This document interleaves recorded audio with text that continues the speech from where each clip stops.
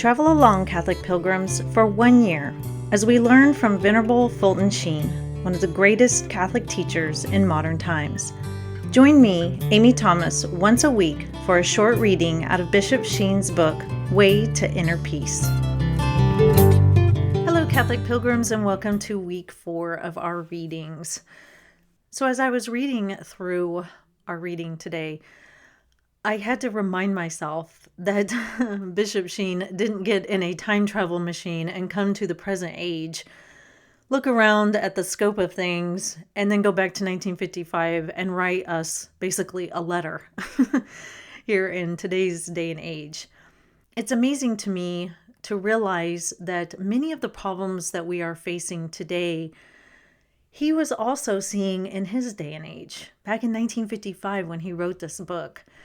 And so I had to keep reminding myself, no, he didn't write this just a few years ago. And so that's why I feel so much of what he writes is so prophetic and so applicable to our modern day issues and what we're dealing with in the here and the now. So our number this week is titled Knowledge but No Truth. And the 3 points I would say to keep at the front of your mind are the amassing of knowledge, good intentions, and extending the horizons of knowledge. Never before in the history of the world was there so much wealth, and never before so much poverty. Never before was there so much power, and never before so little peace. Never before so much education, and never before so little coming to the knowledge of the truth. This latter discrepancy is the scriptural sign of perilous times. This does not mean that our generation is not studious, nor an uninterested inquirer, nor wanting in a thirst for knowledge. As a matter of fact, there is not a university professor in the country who does not use many times in the course of the year the hackneyed phrase that he is interested in, quote, extending the horizons of knowledge. We are all bent on attaining the new, but not succinctly concerned with utilizing what we already possess. Everyone boasts that he loves to knock at the door of truth, but the sad fact is that if the door opened, many would die of the shock. They much prefer to hear the sound of their knuckles on the portals rather than to accept responsibilities which truth implies. We do not even want to hear truth about ourselves. Knowing many things is different from knowing truth, just as a crazy quilt is different from a blueprint. 10,000 isolated bits of knowledge do not make for understanding, any more than the mixture of all the bottles on the shelves of a druggist makes for health. A corpse has chemical elements as well as a live body, but a corpse lacks unity, which only the soul can supply. What the soul is to the body, that truth is to knowledge. What the architect and his plan are to a building, that truth is to an education. One of the most dangerous effects of reducing education to the amassing of knowledge rather than the acquisition of truth is that it forgets the relationship between truth and character. If a person does not know the true purpose of an explosive, he may hurt himself.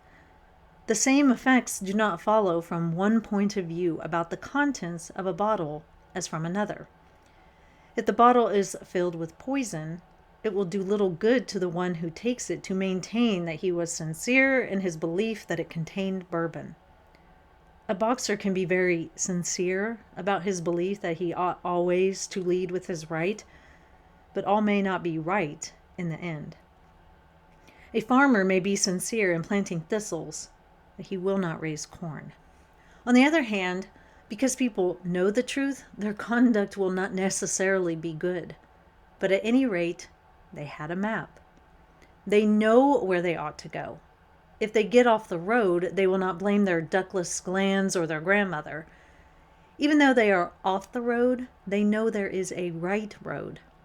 The tragedy of today is that the world is not only tearing up the photographs of a good society, but also tearing up the negatives.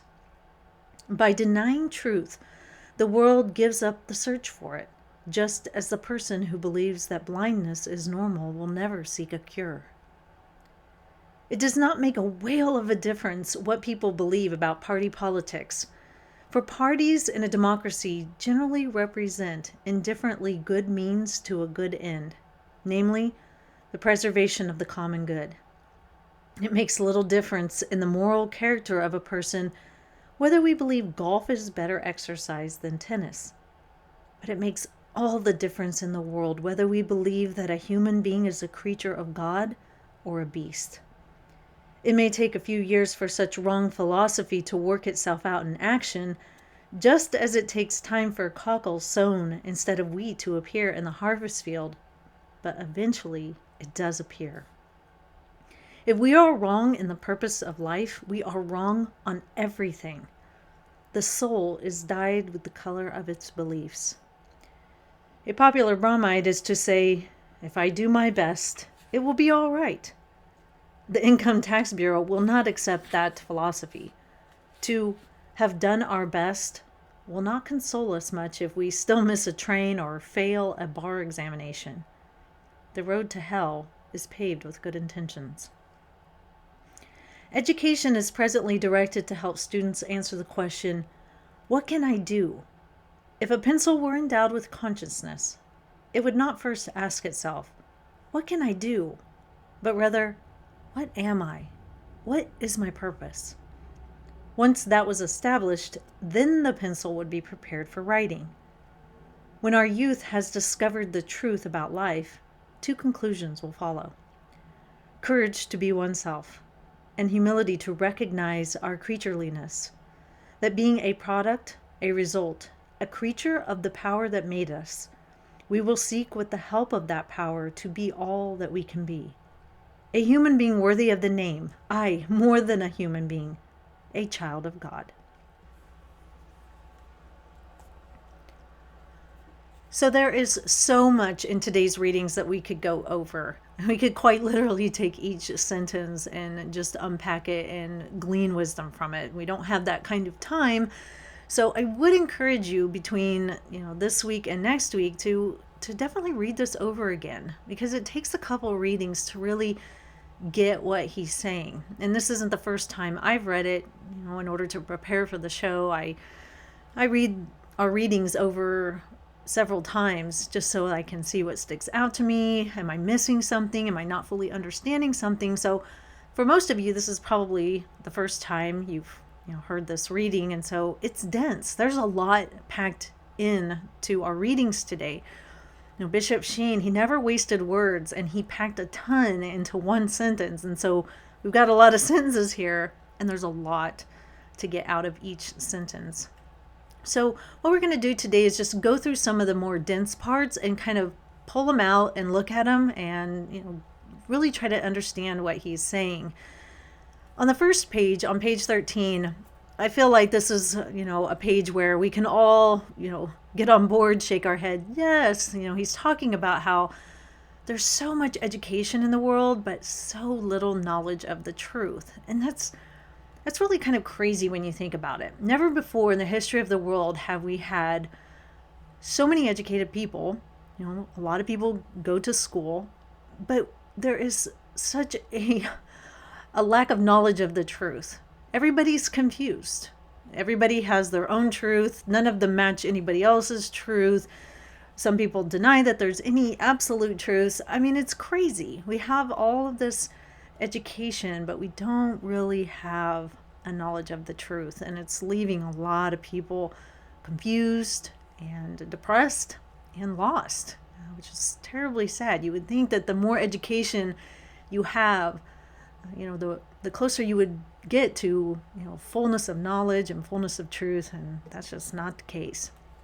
My favorite little section here on page 13 is when he says, we are all bent on attaining the new, but not succinctly concerned with utilizing what we already possess. Everyone boasts that he loves to knock at the door of truth, but the sad fact is that if the door opened, many would die of the shock. And so this is something that we have to look inside of ourselves and see if this is something that we are struggling with. Do we put up a wall to certain truths, especially certain Catholic truths that we struggle to follow? Because either we are listening to the world or we're listening to our own pride and we want to live our lives in a certain way, and so we reject the truth of the Catholic Church and decide that we have a better way. That we have more authority to declare certain truths than the Catholic Church does. I mean, if that is something that you're struggling with, you really, really need to look into that. And we all do. Every single one of us would sit right in front of each other's faces and say, oh yes, I am a follower of the truth. But that's not really true, because there's a lot of things where we definitely put up a wall. On the next page, on page 14 in the first paragraph, he says, a corpse has chemical elements as well as a live body, but a corpse lacks unity, which only the soul can supply. So what he's saying here is, a dead body, it has the same makeup as a live body. It's got skin cells, and hair cells, and heart cells, and muscle cells, just like a live body. But it lacks the unity because the soul is no longer there. When we die, our soul, goes to our eternal resting place, wherever that may be. And so a corpse, while it looks like a live body, it lacks that unity. Nothing is working together. And that's what happens when, we have education, and we have lots and lots of, education. We have all kinds of degrees. We've got our degrees on the wall. We've been to school X amount of years.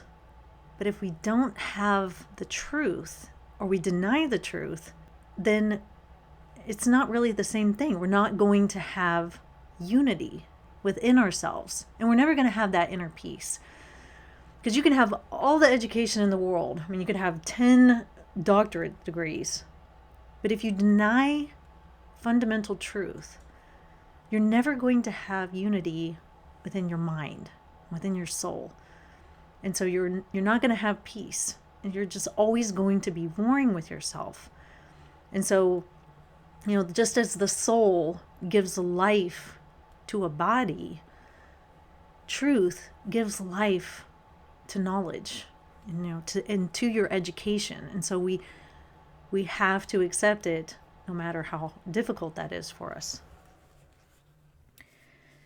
He goes on to say, one of the most dangerous effects of reducing education to the amassing of knowledge rather than the acquisition of truth is that it forgets the relationship between truth and character.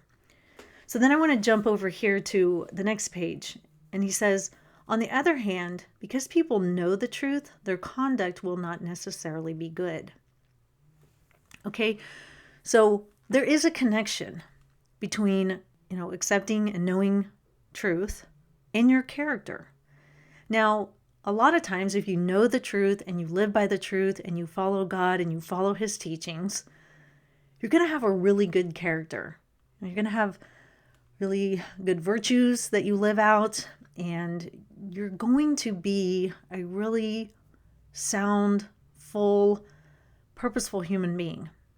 But not always. And he acknowledges that. He's like, just because people may know the truth, that doesn't necessarily mean they're going to be good. But, he says, at any rate, they had a map. They know where they ought to go. If they get off the road, they will not blame their ductless glands or their grandmother. Even though they were off the road, they know that there is a right road. Sometimes our free will, we just choose not to follow the truth, but at least we know that there is the truth.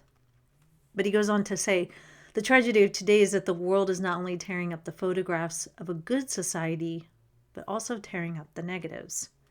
By denying truth, the world gives up the search for it.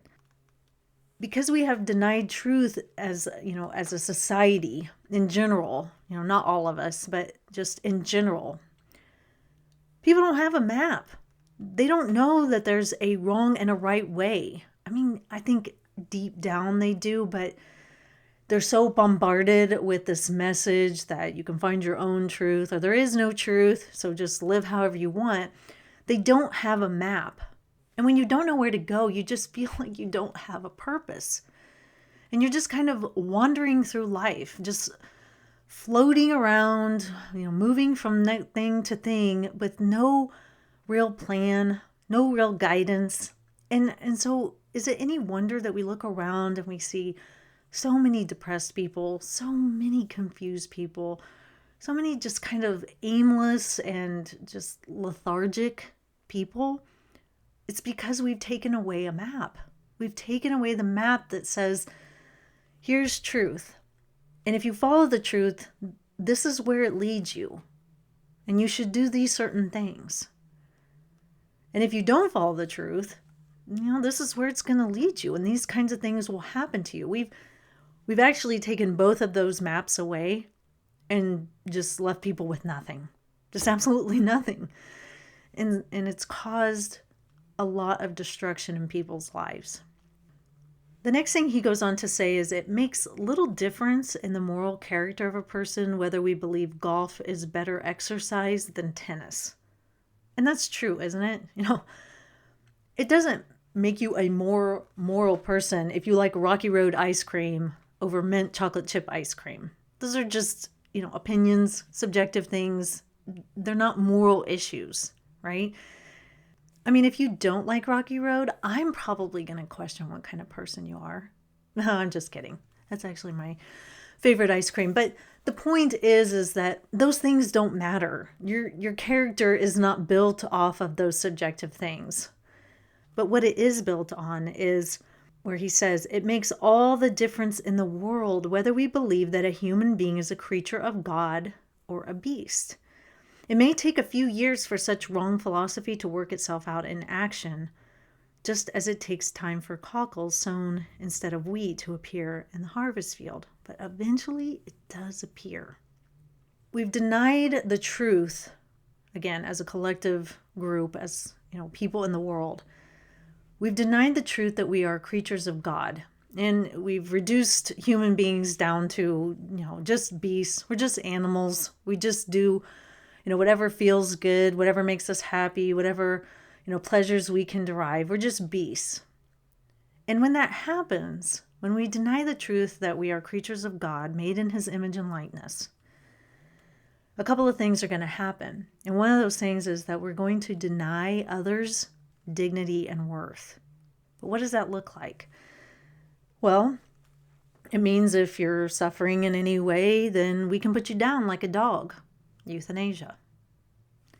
It means that if I deem you a burden, or I see that you might cause, some hiccups in my life and make my life a little more difficult, or maybe a lot difficult, I can just get rid of you. Abortion. Or it may make me see myself as superior to you. If you don't have any dignity and worth, and I certainly don't see that in you, well, what do I care if I commit genocide upon you? Or what do I care if I put you into slavery? Right? We see these bad things happen, and that's exactly what he says. It may take a while for these wrong philosophies to work themselves out in action, but eventually they will work themselves out in action. And because we have denied the truth that we are, children of God, that we are made in his likeness and image, and we're just beasts, is kind of the thought. We deny each other dignity and worth.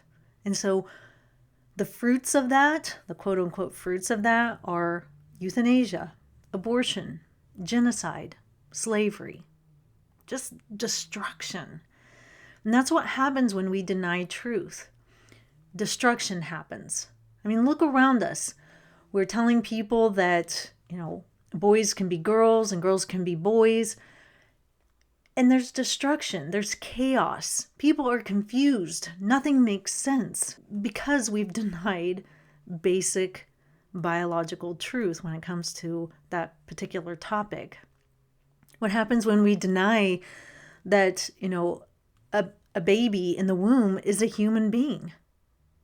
We have 60 million dead babies on our hands. That's destruction and chaos. And that's not good. I mean, what happens when we see ourselves as superior? In you, I can use you to get things that I want. We have the sex slave trade. I mean, I worked a lot with that when I was, working in my job down in Florida. We think slavery is gone, but it's not. We just moved it. We used to have slavery, of African Americans because, white people saw themselves as superior to black people. And so I could use you. You were property. I could use you to work my plantations and not have to pay you. And I didn't have to give you any dignity and worth. Well, we got rid of that, but we just moved it to something else. Now there's another kind of slavery, the sex slave trade. Because I see myself as superior, my wants and needs are the only thing that matters. You, I can use. And I don't care. I don't care how it makes you feel. Because you have no dignity and worth. Because the world has said, we're just beasts. We're just beasts. And we've denied the truth that we are creatures of God. And that we should treat each other differently. And that because we are creatures of God, that we do have dignity and worth. And accepting that truth and that reality keeps chaos and destruction at bay. The last thing I want to focus on is here at the very end. He's talking about the pencil. He says, education is presently directed to help students answer the question, what can I do? If a pencil were endowed with consciousness, it would not first ask itself, what can I do? But rather, what am I and what is my purpose? And then it could go on for writing. He says, when our youth has discovered the truth about life, two conclusions will follow: courage to be oneself and humility to recognize our creatureliness, that we were made by a power greater than us, and that we can seek that power to help us become all that we are meant to be, which is children of God. We have let the secular forces in our world strip away the truth that we are here because God loves us and He has a purpose for our lives. A really good purpose for our lives. We've allowed the secular culture to strip away that truth. And because of that, people, especially young people, have no clue why they're here. They're just a collection of cells that are here for a while. So do whatever you want, live it up, find pleasure where you can. I mean, it doesn't really matter in the eyes of the secular world how you go about doing that. If it makes you happy, just do it. And what do we see? Nobody's happy. Nobody's healthy. And we run around and are afraid to speak the truth about God, about gender, about abortion, about, a whole host of things. Because we're afraid of getting yelled at and called names. But because of our unwillingness to speak up and have courage, lives are in chaos and destruction. Like I just said, if we don't follow the truth, things will tend towards chaos and destruction. The truth holds that at bay. It doesn't make things easy, but it still holds chaos and destruction at bay. And that's gone. And so now people are just like, well, what can I do? Well, I can just, find comfort and pleasure. And people aren't asking, who am I and why am I here? What is my purpose? What is my God-given purpose? I am loved, I am needed, and I should go find out what that purpose is. And that will be my mission in life. And that will give so much meaning to my life.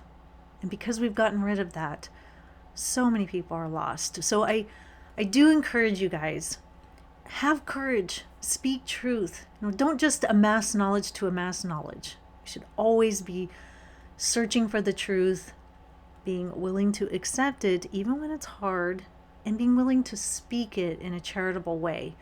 Because that's how we're going to have inner peace within ourselves. Because when we deny truth, we're just going to be warring with ourselves. And we can feel that. And we can bring a lot of peace to other people's lives. They may not want to hear it, but trust me when I say they actually do want to hear it. because so many people are lost and so many people are confused. If we just point them towards the truth that is God, so much more makes sense. So have that courage, Catholic pilgrims. And again, like I said, take some time to really go through this reading again. There's so much in here that is good, and I think the more you read it, the more you're going to get out of it. But that is all for this week. I will see you back here for week 5. And until then, Catholic pilgrims, live the faith boldly and travel well.